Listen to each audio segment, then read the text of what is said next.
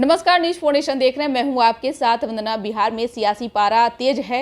अगर देखा जाए बिहार में तो जातीय जनगणना के मुद्दे को लेकर के एक बार फिर से सियासत होना शुरू हो गए है। हालांकि बीजेपी जो शुरू से जातीय जनगणना के खिलाफ में रहा, आज जातीय जनगणना के पक्ष में नजर आ रहा है। इसलिए क्योंकि वरिष्ठ नेता हैं सुशील कुमार मोदी बीजेपी के, उन्होंने ट्वीट करके जानकारी दी है कि बीजेपी के लिए जो है वो भ्रामक चीज़ें फैलाई जा रही है जातीय जनगणना को लेकर के। बीजेपी कभी ये नहीं कही है कि जातीय जनगणना बिहार में न हो। हमारे साथ बात करने के लिए हैं आम जनता पार्टी राष्ट्रीय के राष्ट्रीय अध्यक्ष विद्यापति चंद्रवंशी। क्या लगता है कि जिस तरह से शुरू से बीजेपी जातीय जनगणना के खिलाफ में रही, आपने कई बार देखा होगा कि उनके जो लीडर हैं वो कई तरह के बयान दिए हैं, और अब सुशील कुमार मोदी को इस तरीके का चीज पोस्ट करना और कहना, क्या लगता है कि नीतीश कुमार का भय व्याप्त है बीजेपी के अंदर? देखिए, सुशील कुमार मोदी जी उप मुख्यमंत्री थे जिस समय बिहार में, और नीतीश कुमार जी मुख्यमंत्री हैं ही।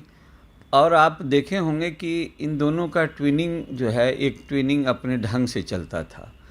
और उस समय भारतीय जनता पार्टी के साथ जो इनका रिलेशन था और आज जो रिलेशन है, ये दोनों में खटास बढ़ी है, ये तो सभी महसूस भी कर रहे होंगे।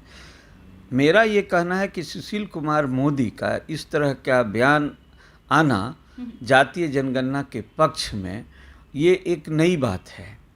क्योंकि जबकि उनका केंद्रीय नेतृत्व यह कह रहा है कि जातीय जनगणना के पक्ष में हम नहीं हैं, जातीय जनगणना कराने में बहुत कुछ जो है टेक्निकल इशू है, जिस कारण से जातीय जनगणना का सही रिजल्ट नहीं आएगा, इसलिए जातीय जनगणना कराना संभव नहीं है। और ये बयान मुझे याद है सुशील कुमार मोदी जी का भी आया था कि उन्होंने कहा था टेक्निकल इशू है जिसमें कि सही जनगणना नहीं हो पाएगी। और आज उनका बयान बदलता हुआ बयान आया है। इससे यह स्पष्ट हो रहा है कि भारतीय जनता पार्टी कहीं न कहीं अपने आप को कमज़ोर महसूस कर रही है। बिहार की जो राजनीतिक परिवेश है वो अपने आप को वहाँ पर कमज़ोर महसूस कर रही है। तो इस तरह का बयान आना ये स्वाभाविक है, क्योंकि जो हमारे माननीय मुख्यमंत्री जी हैं, उनका जो है सो एक जो एक्शन है, एक चाल जो है, वो कई बिंदुओं को प्रभावित करता है। उनका कोई कार्यक्रम में जाना, कि कहीं कुछ बोलना, ये हर बातें जो है बहुत चीज़ों को प्रभावित करता है। और उसका प्रभाव जो है राजनीति पर बहुत गहरा पड़ रहा है। और बिहार जैसे जगह में जहाँ की राजनीति जातीय आधार पर ही होती है, इस जगह में भारतीय जनता पार्टी हिंदुत्व के मुद्दे पर अपने आप को उतना मजबूत नहीं कर पा रही है, और जातीय मुद्दा यहाँ उस पर चढ़ जा रहा है। तो ऐसी परिस्थिति में वो अपने आप को सेफ करने के लिए और बिहार के पॉलिटिक्स में जातीय आधार पर जो ये खेल चल रहा है, इस खेल में खुद हिस्सा बने रहने के लिए, पार्टिसिपेट करने के लिए उन्होंने ये बयान दिया है, जिससे कि उसका आधार बोर्ड जो है वो जातीय आधार पर न खींच के। अच्छा, अब वो चाह रहे हैं कि नीतीश कुमार जी जो बराबर इस तरह का एक्शन उनका देखने के लिए मिल रहा है, जैसे तेजस्वी के इफ्तार पार्टी में पैदल जाना, फिर और कई मुद्दों पर सर्वदलीय बैठक अभी बुला करके इस पर निर्णय लेना, तो इस तरह का जो वातावरण है ये भारतीय जनता पार्टी के पक्ष में अच्छा नहीं है। ये जो हिंदू ध्रुवीकरण है उसको कमज़ोर कर रहा है। इसलिए इनका ये बयान आया है। और इनका ये बयान मैं समझता हूँ जहाँ तक कि ये बयान इनका स्वयं का बयान नहीं होगा।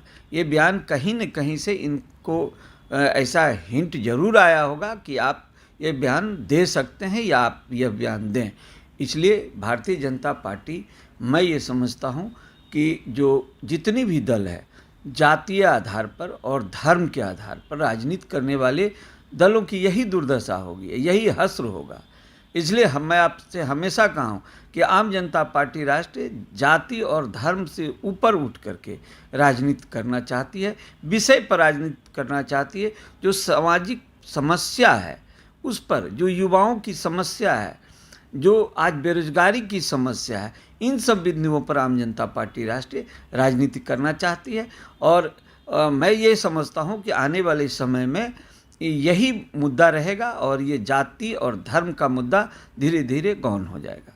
क्या लगता है कि जिस तरह से बिहार में अगर देखा जाए तो बीजेपी और जदयू के बीच काफ़ी खींचतान देखने के लिए मिला, अब इस तरीके के बयान आना उन रिश्तों में जो खटास था, क्या उसमें जो है वो मिठास आएगी? देखिए, भारतीय जनता पार्टी अपने जो हिंदू ध्रुवीकरण का जो उनका एक एजेंडा है, इस एजेंडा पर तो हमेशा काम करती है, ये तो किसी से छिपा हुआ भी नहीं है। तो अभी जब जातीय आधार जब आगे चढ़ता है, जब उस पर बढ़ता है और उस पर चढ़ जाता है हिंदुत्व ध्रुवीकरण पर, तो उस जगह अपने अस्तित्व को तलाशने के लिए ही भारतीय जनता पार्टी इस तरह का बयान दे करके, अपने लोगों से बयान दिलवा करके चाहती है कि हमारा जो एक पोलराइजेशन हिंदू से के पोलराइजेशन जातीय आधार पर न टूटे, इसके लिए भारतीय जनता पार्टी इस तरह का बयान करवा रही है। और मैं तो समझता हूँ कि उनका ये निजी बयान नहीं होगा, ये कहीं न कहीं से उनको गाइड हुआ है। जिस तरह से एक मेरा सवाल है कांग्रेस को लेकर के कि राजस्थान में चिंतन शिविर लगाया गया जिसमें कई अहम फैसले कांग्रेस की तरफ से भी लिया गया है और उसमें ये भी कहा गया है एकला चलो रास्ते को जो है कांग्रेस अपनाई है। क्या लगता है कि उसका असर बिहार में भी देखने के लिए मिलेगा? आम जनता पार्टी राष्ट्रीय इसको कैसे देख रही है? देखिए, कांग्रेस पार्टी का जो जिस समय गठन हुआ था आज़ादी के पूर्व, उस समय उसका विशेष जो एक मोटो था वो देश को आज़ाद कराना था। और जब देश आज़ाद हो गया था तो महात्मा गांधी ने कहा कि इसका जो एजेंडा था वो पूरा हो गया, देश को आज़ाद करना, इसलिए कांग्रेस पार्टी को समाप्त कर दिया जाए।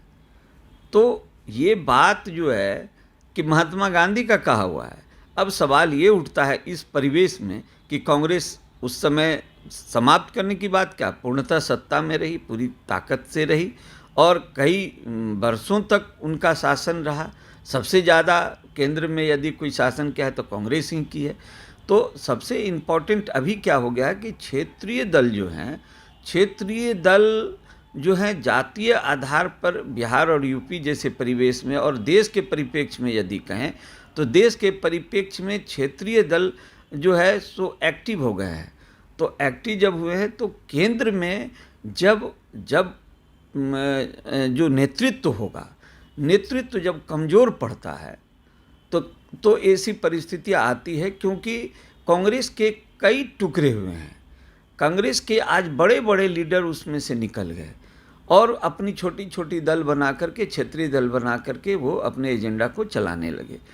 तो ऐसी परिस्थिति में कांग्रेस तो विखंडित हुई है और कांग्रेस ने इस बात को नहीं समझा कि हम धीरे धीरे कमज़ोर हो रहे हैं।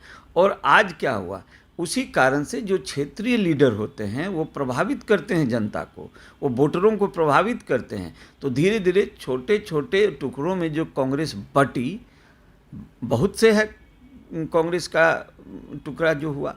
तो इसमें सबसे महत्वपूर्ण बात यह है कि अब जब कांग्रेस अपनी तलाश रही है अस्तित्व को, तो वो क्षेत्रीय दल के साथ मिल के अपने भविष्य को देखती है। लेकिन कभी ऐसा नहीं होने जा रहा है कि क्षेत्रीय दल जो है कांग्रेस को क्षेत्र में मजबूत होने देने के लिए काम करेंगे, ऐसा कभी नहीं होने देना है। अगर कांग्रेस ये सोचती है कि क्षेत्रीय दल के साथ हम मिल के मजबूत होंगे तो कभी नहीं मजबूत हो सकती है। इसलिए कांग्रेस ने जो एजेंडा अपना जो बदला है इधर कि नहीं हम अकेला चलेंगे, वो फार बेटर होगा, लोग जुड़ेंगे जो उन टूटा है बनिस्पत की जो अभी फार्मूला से चल रहे हैं। इसलिए जहाँ तक ऐसी बात है कि नेतृत्व की, उसमें कांग्रेस का जो अपर नेतृत्व है वो भी कमज़ोर हुआ है। ये सौभाग्य की बात है कि कांग्रेस का अपर नेतृत्व जब कमज़ोर हुआ तो उस समय भारतीय जनता पार्टी के एक प्रखर नेता जो कि नरेंद्र मोदी जी जैसे नेता उभरे और उधर कमज़ोर के सबसे और कांग्रेस के सबसे कमज़ोर और नए नेता के रूप में राहुल गांधी जी उभरे। तो ऐसी परिस्थिति में तो ये होना ही है।